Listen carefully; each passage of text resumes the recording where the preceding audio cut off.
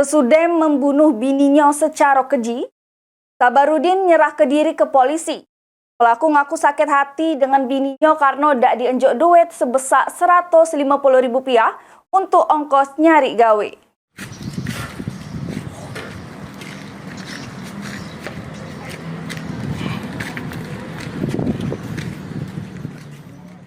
Sabarudin, 31 tahun, yang menyerahkan diri langsung digiring polisi ke ruang pemeriksaan unit Pidum Satreskrim Polres Lubuk Linggau. Pelaku menyerahkan diri sesudah membacok bininya Tini Suwarti, 41 tahun, secara membabi buta sampai tewas. Pas diperiksa oleh polisi, pelaku mengaku emosi serta sakit hati dengan bininya karena pas dirinya nak minta duit sebesar Rp150.000 untuk ongkos nyari gawe dak dienjuk.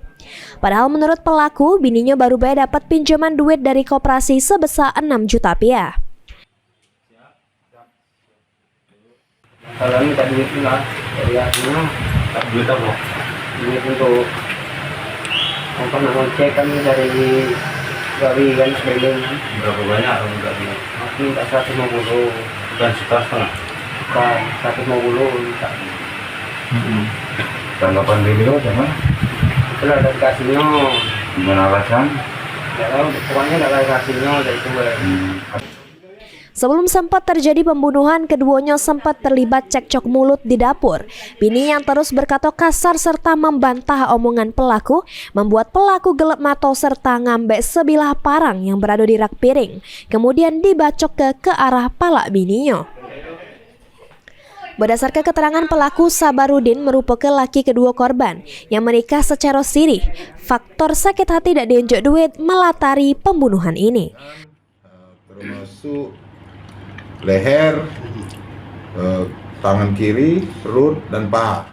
Dari informasi yang kita dapat, namun masih kita cari saksi-saksi bahwa tetangga kiri kanan itu mendengar ada keributan. Keributan yang kemungkinan besar berdasarkan dari pengakuan tersangka tadi bahwa tersangka ini meminta uang sebesar Rp150.000 kepada istrinya, yang diketahuinya bahwa istrinya kemarin baru meminjam uang dari salah satu koperasi sebesar Rp6 juta. Selain mengamankan pelaku, polisi juga sudah mengamankan sebilah parang yang digunakan pelaku untuk membacok korban secara membabi buta.